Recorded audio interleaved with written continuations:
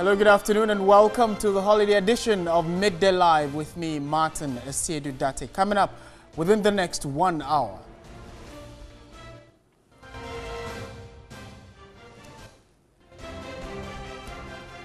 President Akufo-Addo charges senior citizens to speak against vices hindering the country's progress. We'll be assessing that call in a jiffy. In the euphoria of the National Math and Science Quiz, performance of students at the second cycle level has come under scrutiny. We'll be finding out more whether or not really science and math exams in the country is up to scratch. And later in the bulletin, unidentified security man assaults TV3 journalist in line of duty at the Peshi Lagoon.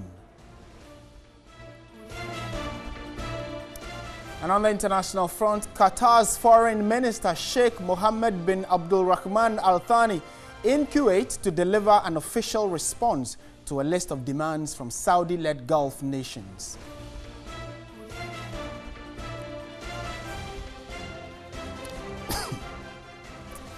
We have details of all these stories and more, including business, sport, entertainment, all coming up shortly. Stay with us.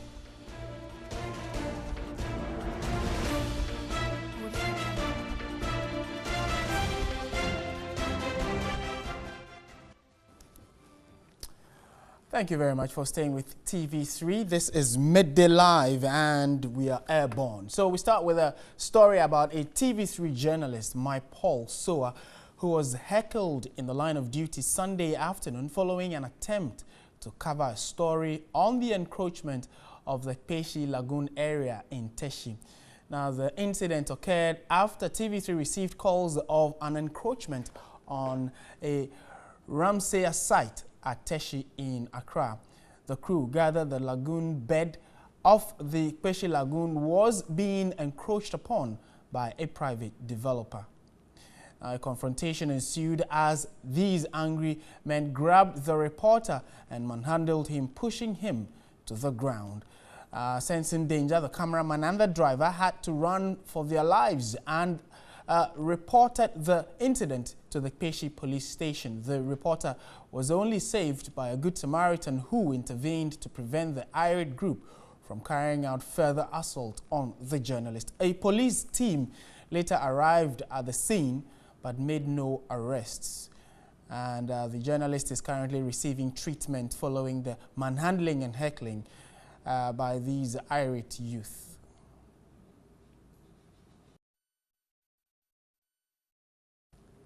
Let's move now to the Ashanti region, where newly installed street lights in the Kumasi metropolis have been vandalized, resulting in complete breakdown of the entire lighting circuit. Long power cables and cubicle components on poles have also been stolen. Here's a report by TV3's Benjamin Edu. A 2013 report on pedestrian safety by the World Health Organization lists inadequate visibility as one of the key risk factors for pedestrian road traffic injuries. Pedestrians are most likely to be struck by vehicles during periods of low light such as dawn and dusk and at night. In Ghana, the rate of pedestrian road traffic injuries is disproportionately high, making up more than 40% of all road users' fatalities. Government believes better street lighting can help improve safety and security to boost trade and investment. Preforce Limited, a leading electrical, building construction and distribution firm, has been contracted to install street lights across the country. But even before the lights are officially commissioned, some thieves have begun vandalizing the entire lighting system in the Kumasi metropolis. Administrative Manager of Preforce, Millicent Asante, says the practice is thwarting efforts at improving lighting system in the city. Whatever street that you fix and the lights are working, you still go back and the lights are off and people are complaining. And you know, with lighting, security is very important. So if the lights are off and people are stealing or robbing other people because of that, it doesn't really help. And as a company, security is very much important to us. So it really bothers us. And we're very much grateful if the public will help us in identifying those who do that. Meanwhile, the company is expanding its capacity to assemble street lighting systems to meet the needs of districts, municipal and metropolitan assemblies. The company's assembly plant at Asiedu-Dartey near Kumasi has the capacity to produce 500 pieces of street lights a day, in addition to other accessories. Some MMDCEs and assembly members have been visiting the company's plant. Municipal Chief Executive for Asiedu-Dartey, Mohammed Salifo, was impressed with the operations. I think they are doing a very good job, especially looking at the fact that they produce most of the items here in Ghana. It means that they are helping in job creation. One thing that makes me enthuse much about what they are doing is the fact that they invite people from the district and the municipalities to train them so that they can take care of minor electrical problems within the district. Invariably, it's also a means of creating jobs for the youth.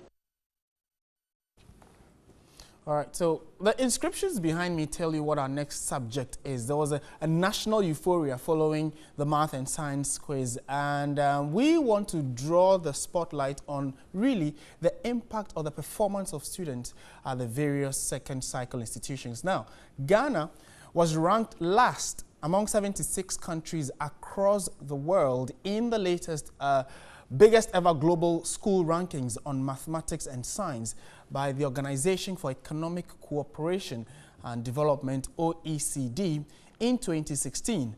Other countries in the lowest ranks were Oman, Morocco, Honduras, South Africa. They ranked 72nd, 73rd, 74th, and 75th, respectively. Now, WAEC is stating that only 25.29% of the May-June WASI candidates obtained grades between A1 and C6 in mathematics, and 23.63% also gaining the same grade in integrated science. In 2016, the head of WAEC, Very Reverend Samni Nai Olenu, revealed that candidates on the social studies paper did marginally well, with 51.84% obtaining a grade between A1 and C6, with just 22.94% failing. For the English language paper, also some 50.29% of the candidates obtained between A1 and C6, with 19.02% failing completely. So that's just a lot of figures we are looking at with regard to the studying of math and science. We just want to broaden the discussion away from just the euphoria around the math and science quiz to the study of it. Is it difficult, as we've been, well, as some people perceive, or is there a way around it to get people to be interested in math and science? We've been joined in studio by Miracle Gavo. He is the founder and consultant of Novan Education and Training, a math-based think tank, and we want to put a few questions to him. So, good afternoon, sir. Thank you for joining us. Good afternoon, Martin. To start with, I mean, the concern has been about the study of math and science across our second cycle institutions. What has your rating been about the performance of students in the second cycle institutions? So let's go back to base, where we are looking at when we started math learning. So starting from the KG1, when we go to school. When children enter school at that very age 4 thereabouts, through to around age 12, 13, performance between both male and female shows no difference. But once it hits age 13 there ongoing, then you see the gap becoming wide between male and female students. Now, over time, our performance has been very poor, largely due to one, the method used in teaching, because I went to college. Now, the things I learned at college, coming out of college and have to go teach the same thing to the children, you realize that at the end of the day, they're not making any progress. One, I, the teacher, have limited understanding of what mathematics is.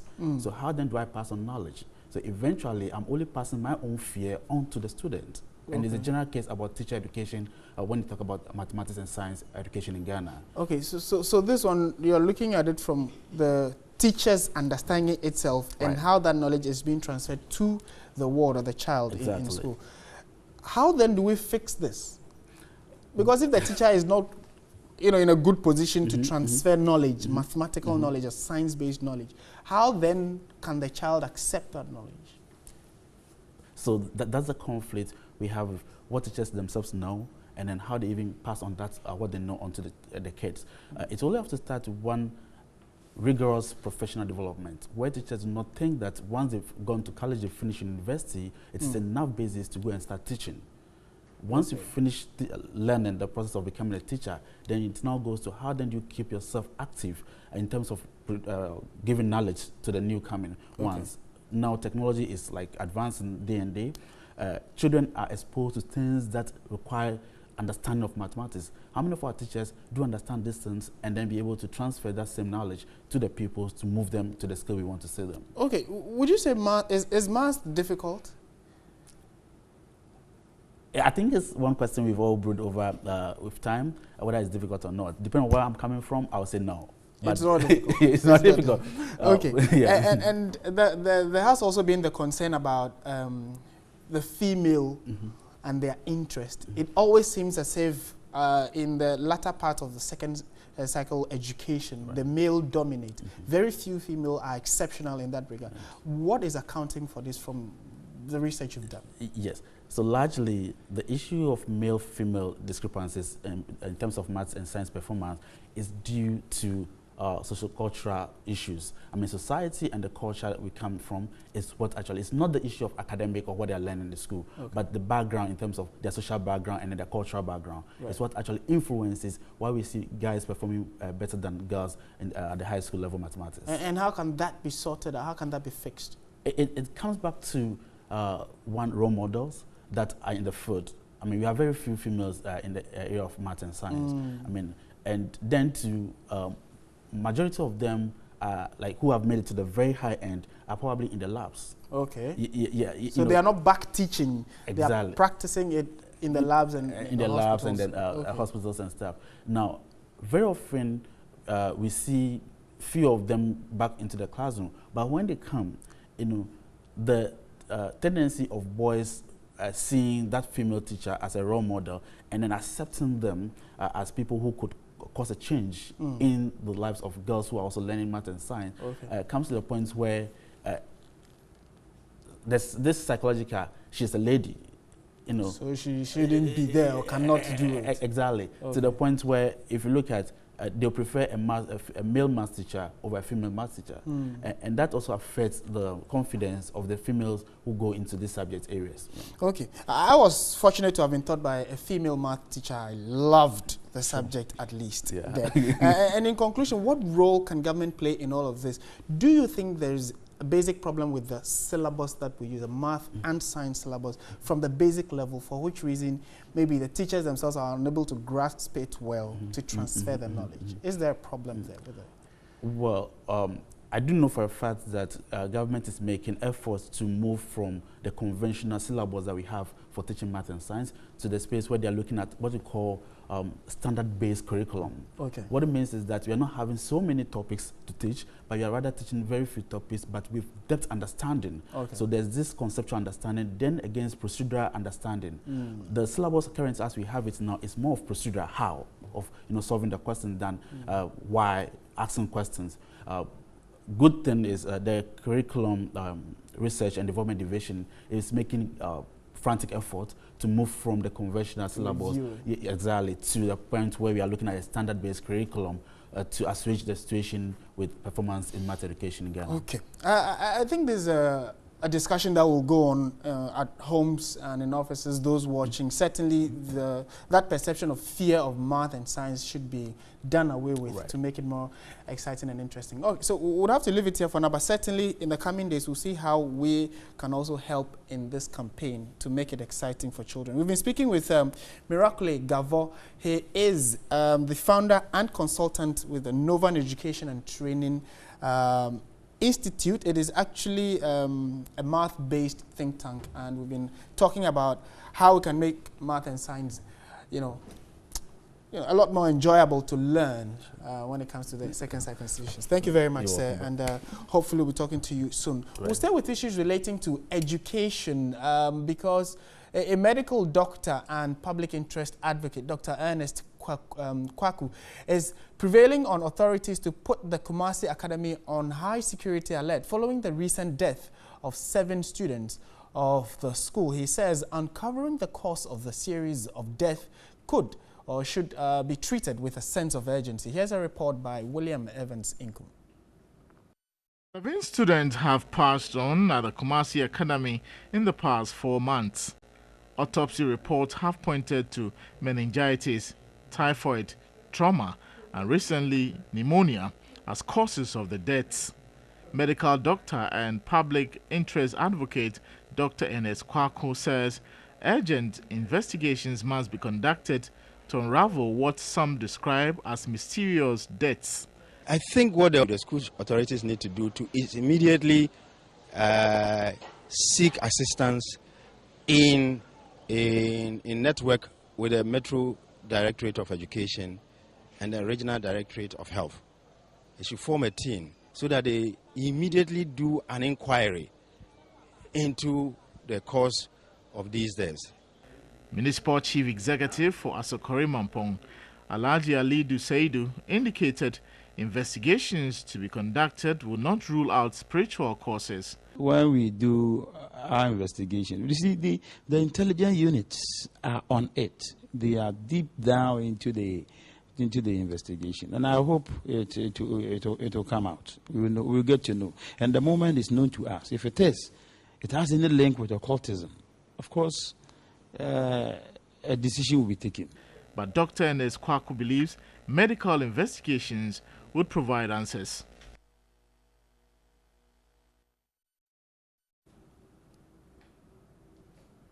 All right, so let's go to the office of the seat of government now. President Akufo-Addo has charged senior citizens not to sit on the fence, but speak out against vices hindering the progress of the country.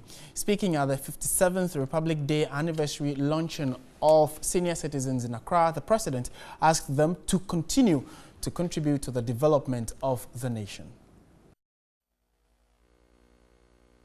Speak out and join government's fight against the ills of our society: corruption, social and economic injustice, crime, the illegal mining menace, and the phenomenon of vigilantism and mob justice. I urge you also not to fall into the well-known temptation of telling me what you think I want to hear. Rapid economic development, which realistically we anticipate from our policies, will automatically translate into more satisfactory pension arrangements for the elderly. Measures are being put in place to address the needs of key demographic segments of our society, specifically to set up pension arrangements for farmers.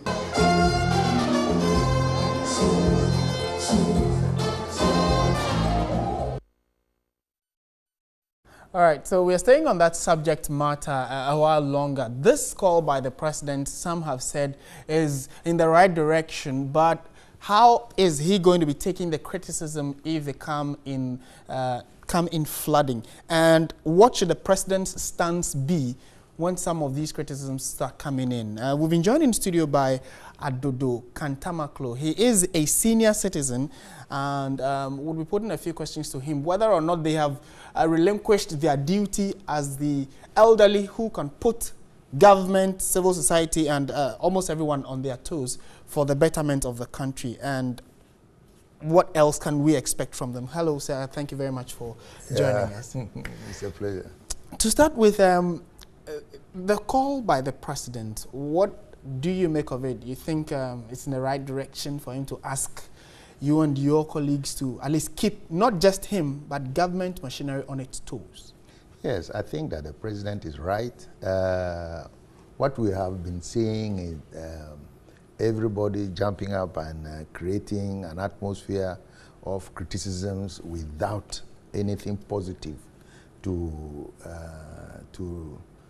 offer to the people and the government, you know. So the president is very right.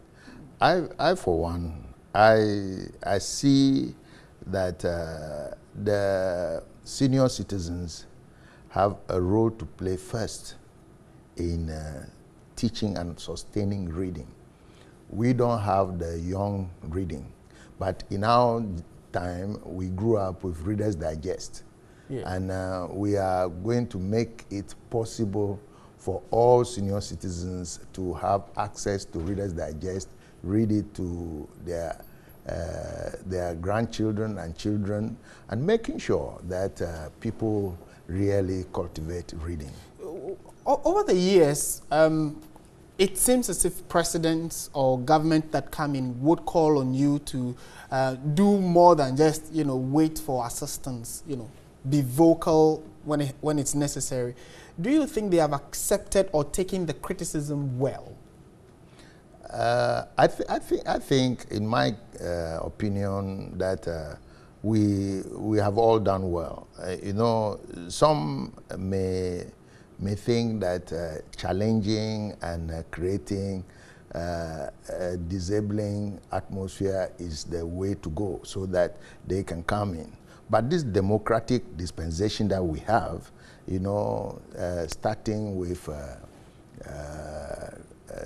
Victor Usu, may he rest in peace, and Jerry John Rawlings, and then creating this dispensation in '92, we had an election when one party lost, they withdrew. But luckily, we have Kojo Chikata, who kept faith with the PMP people, who also came in as minority parties and kept this democratic dispensation going. Right. 96, I was frightened. But, well, we overcame that one as well, because everybody thought that to challenge Rawlings, they wanted the vice president, sitting vice president, to become a running mate of my big brother, Kufuor. And when we overcame that, then we all supported Kufuor coming in, because if we don't establish a duopoly, we will have a problem. Unfortunately, people tend to chase the other party out of office, and those are issues that could be addressed. Okay. Yeah. There's also this concern. What kind of criticism can be described as fair? Because that's what people are looking at. And how do you critique the president so you don't have, party machinery and even some persons taking you on for calling for the right thing to be done? The president is president. And once he's president, he has right under the Constitution to make certain appointments, but it has to move in an orderly fashion. Right. I think in this particular regard, NDC has been more consistent than MPP. Whenever NDC wins power, they don't chase people out, But really? Yeah, that is a fact. And when MPP people, they think that they have all the answers. Not only that, they are right now creating a disabling atmosphere for our president, because Akufo-Addo is the president of Ghana. He's our president, and that aspect is what they should look at. But otherwise, I, for one, I'm setting up digital library for all families, any home, and we will set up a place for that in a few days' time, and so people can learn. I watch the program. I'm a mathematician. Okay. Yes, and the mathematics that we teach is problem-solving mathematics, and I teach and follow reading mathematics. You just read the textbook, and you should be able to understand everything. Okay. Yeah. In concluding, what for you and your colleagues would be the topmost concern the president must address? He's okay. Opening himself for criticism. Yes. What would the first? Okay. For example, I come from Volta region, and my region, not everybody, some people are saying split it into two. Yeah, the region itself is part of Western Togoland. And here I said people don't understand history and then they comment on it. If you want to talk about, for example, you want to talk about this thing, plebiscite, you should have participated in it. Right. If you didn't participate in it, you can talk about plebiscite. But you can be a historical commentator. You can comment on it. Now, part of the Western Togoland, is in Volta region. Okay. And Volta region is also, there is also part of the Eastern Province. Keta used to be the headquarters of the Eastern Province. So for that particular subject, at least yes, so I support that. Analysis should be done before if the president wants two regions, there's nothing. I see this saying, Ho is the capital of Western Togoland region, and Angloga.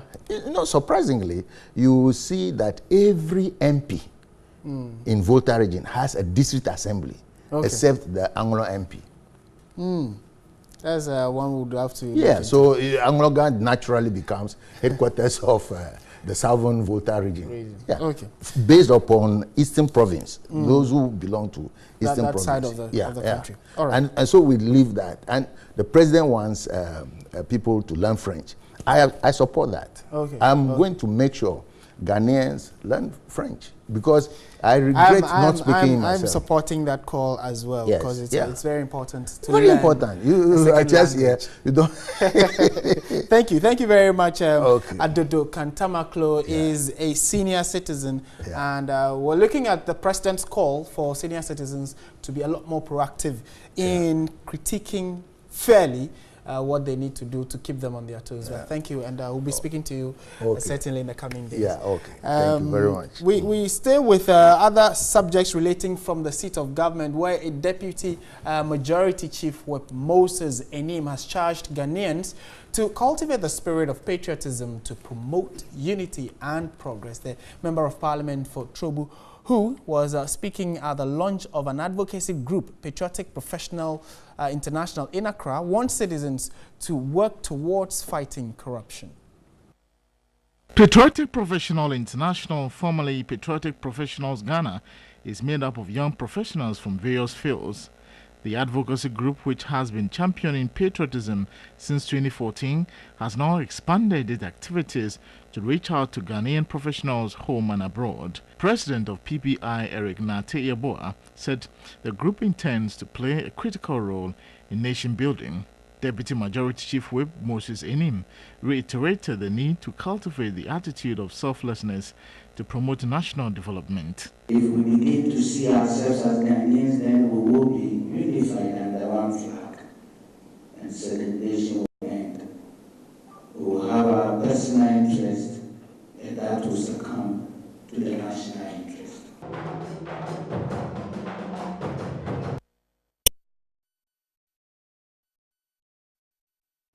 In other news this afternoon, residents of Manso-Abodom and its surrounding communities in the Amantie West District fear they may soon be cut off from the district capital if urgent attention is not paid to the deplorable roads and collapsed culverts.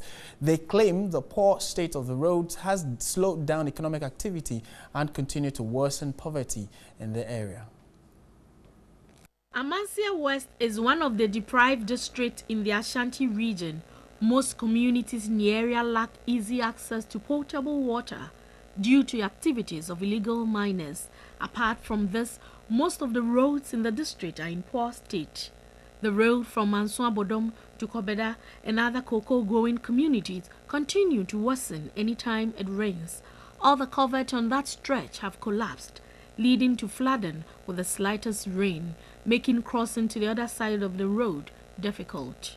Inhabitants often have to wait for the water to subside before they can either ride or walk through. Krontihini of Manso-Abodom, Nanaba Forjao, says they have been neglected for far too long. Assemblyman for Abodom electoral area, Paul Kusi, said farmers are the most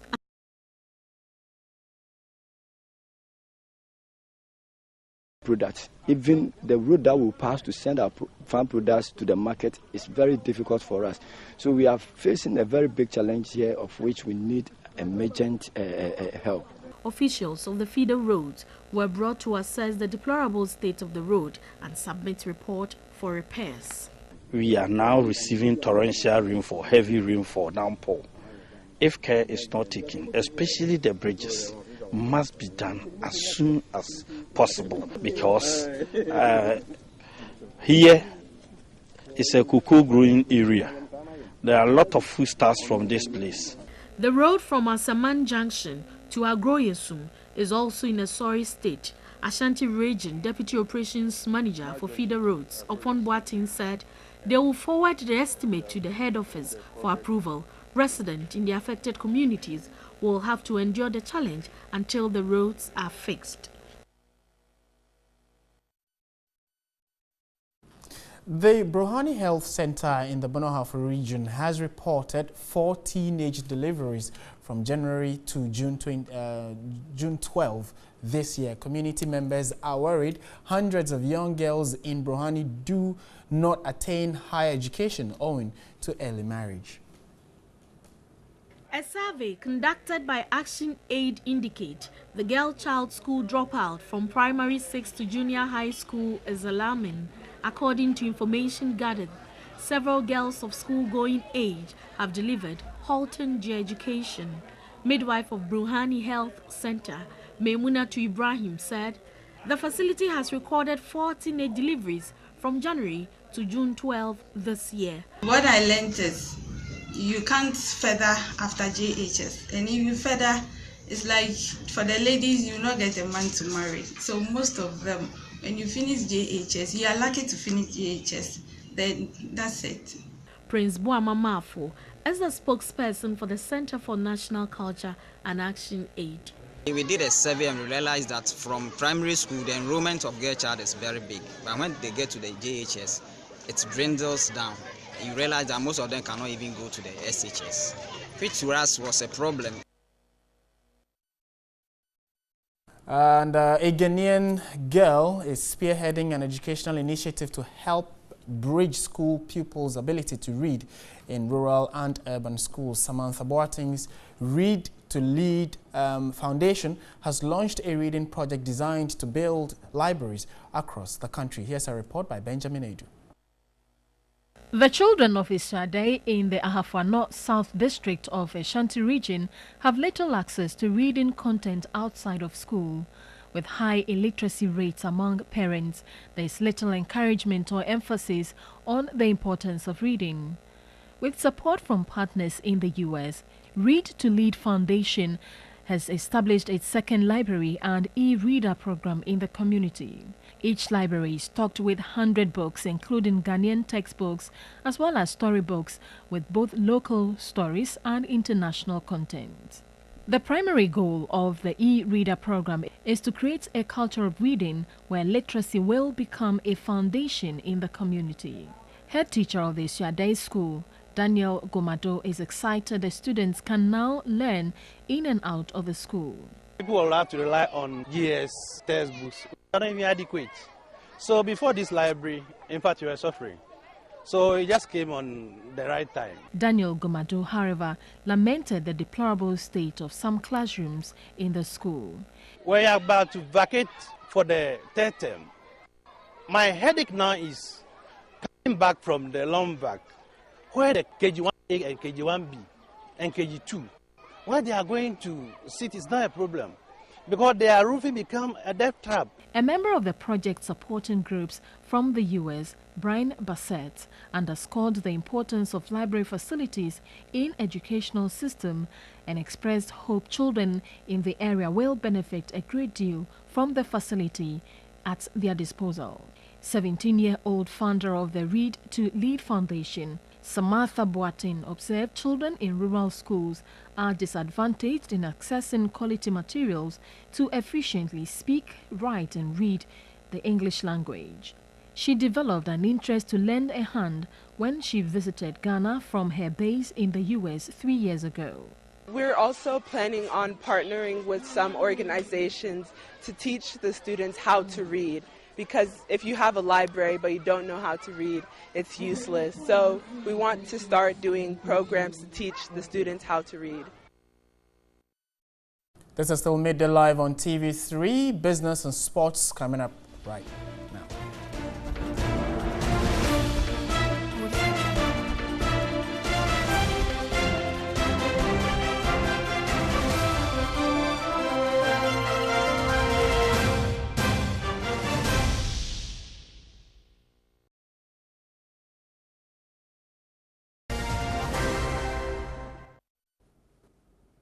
Hello, good afternoon and welcome to the business news. My name is Pa Kwesi Asare. In our very first story, some fishermen and canoe owners from Ada East and West districts in the Greater Accra region have joined calls on the Fisheries and Aquaculture Ministry to withdraw the task force implementing a ban on light fishing, while the fishermen denied activities of light fishing in the area, describing the operations by the task force as disdainful.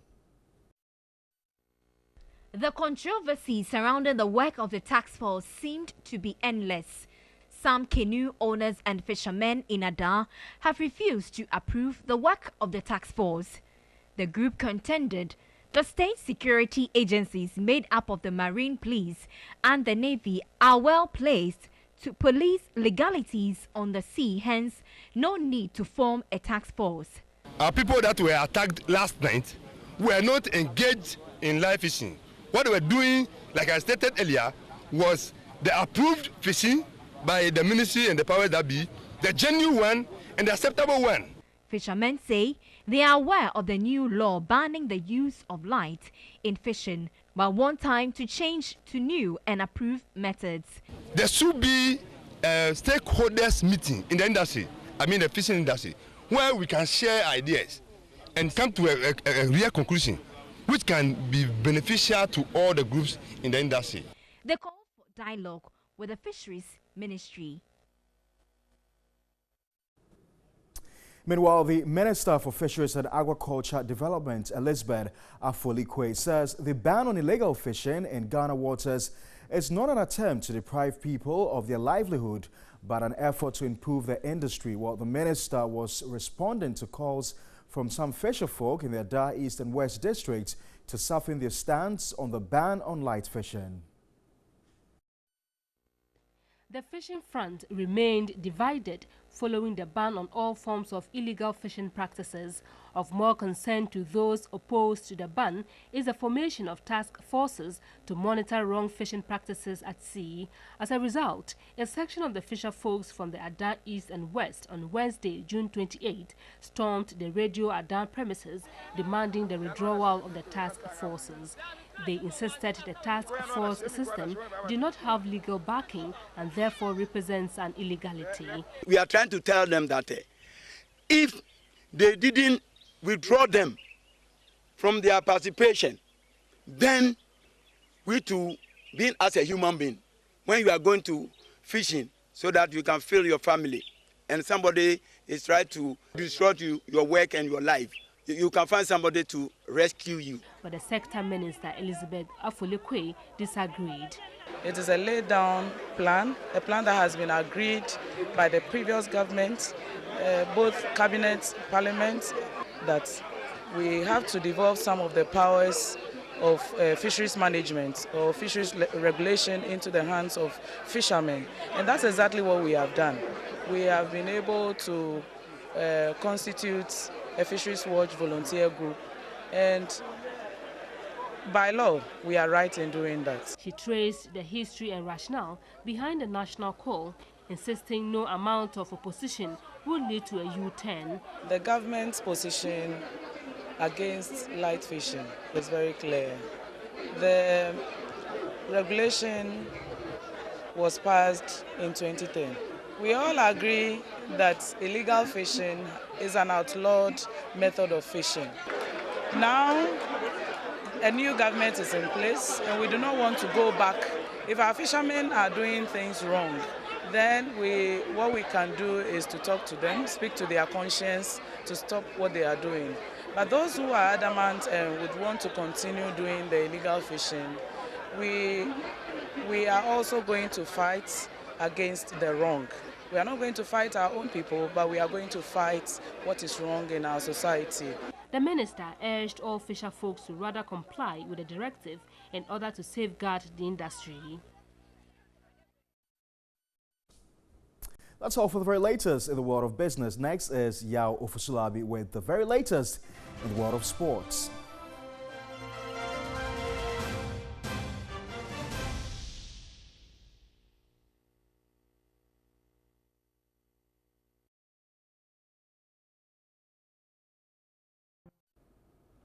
You're welcome back to Midday Live. Now it's time for sports. My name is Yao Ofusulabi. Let's go on to our first story now. The 2017 President's Cup between Accra Hearts of Oak and Kumasi Asante Kotoko was called off due to torrential rains that swept across the Baba Yara Stadium on Sunday in Kumasi. Now the match set to be played today at exactly 3 p.m.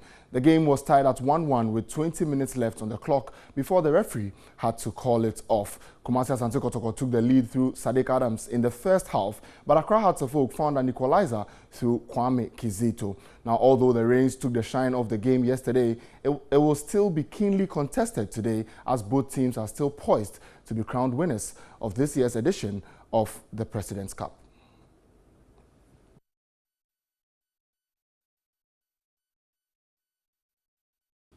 Now, Onya FM, a subsidiary of Media General, on Saturday organized a corporate soccer gala at the Al Rayyan International School. 16 teams participated in the fun games, with the various teams showcasing their skills on the field. It was a corporate event out of the usual office space. There was the usual jama that comes with organization of fun games and excitement.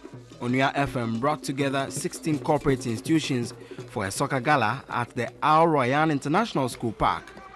Among the institutions that participated included National Investment Bank, HFC Bank, Elliott Foundation, MG Grand Hotel, TV3 and Ayalolo Bus Service. After playing a dull first game, TV3 beat Ayalolo 2-0 in one of the group stage games. Organizer of the event, Bright Asempa, said the purpose of the games was to foster a good relationship among companies. Let me express our dissatisfaction with the fact that we're not able to reach the final. However, we are very cool with where we've got into. Onya 95.1 FM, we organize this so that we can foster relationship among the corporate organizations, and that is what we have done, and we are happy with that. The teams were placed in groups of 6, with the winners of each group qualifying to the next stage of the competition. Elliott Foundation, MG Grand Hotel, Martin Luther King School, Onya FM, Nestle Ghana Limited, and National Investment Bank all topped their respective groups. They were further placed into 2 groups to compete against themselves. National Investment Bank Limited hammered host institution Onya FM to qualify for the final from Group A, while Martin Luther King School beat Elliott Foundation 5-3 to meet NIB at the finals.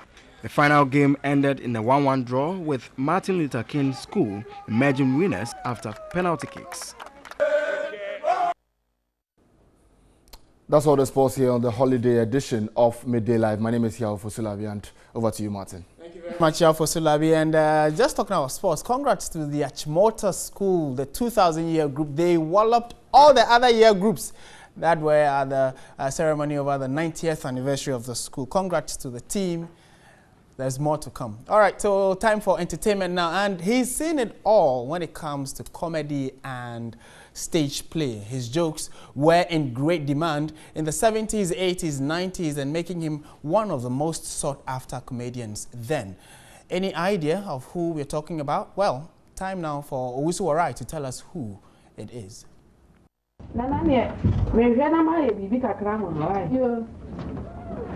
Born in January 1935, Super OD is one of the trailblazers of comedy locally. Real name, Asonaba Kweku Dako. Super OD has had a sterling career spanning over 4 decades. Now tell you something and say, mommy, we're cool, pal. Mommy, hey, say where, Papa? Debbie, me here, Papa. 28 years. Oh, Debbie, When you mean since 28 years? The native of Agona, Abodom, is remembered for his exceptional role in the Akan drama local TV series, popular in the 70s, 80s and 90s. Creating witty jokes endeared him to Ghanaians. Watching side and side, Tunjele is there, collect the ball, send the ball to Organic block, number long one to Alataya, number 7 man, dangerous man, beat one man, beat another, steal the ball. Dante is there, collect the ball, send the ball to Ofedodu. Ofedodu chest the ball, long one to Aqua blocking the ball, beat one man, Ghana take over, long one to Yala, would touch the oh no. Side throw. A date with the Asiedu-Dartey, a drama group he acted with, was never a dull moment. Any idea of the whereabouts of Super OD? Our current location is Swedro, inside the central region. And talking about Swedro, this is where Super OD, legendary actor Super OD, is currently residing after so many decades, about 5 decades of exciting, entertaining Ghanaians. It's been a while. We saw Super OD on TV, and we want to find out what he's been up to, how is he surviving, and what he makes of the movie industry. So let's find out how OD is doing in India.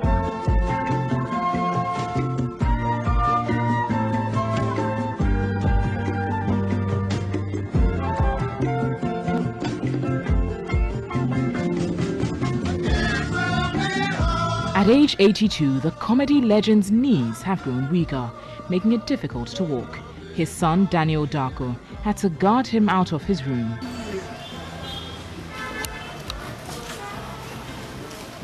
Super OD, original Super OD. That you don't catch up. Yeah, mean more. Now, Ghana for feel. What feel me feel more. But my best friend. No, we see Super OD. It's in catch any other day now. What didn't want it? What didn't want it? You know. Madam, what I say? Obi, I'm yes, sir. Madam, I'm the water. Tum Vamonte me yari nti impue manai into me nanti manana yamia into me ntina wo hum no. The actor's passion for acting is still alive. Movement and go up and down on how ampa ejuma me yani acting no na nsia ejuma biara nka this is a medium name of school. Yamiano or a bibia. Ayana obi a promotum. There's solve a problem. He wants movie producers to give him roles, noting the script must first meet his standard. Sir, over premier or so with a script now be using a nice. Because better actor come. Now, German, some name and there. Super OD hinted he last watched an Akan movie 2 years ago, explaining the use of abusive language put him off. Time now for international news.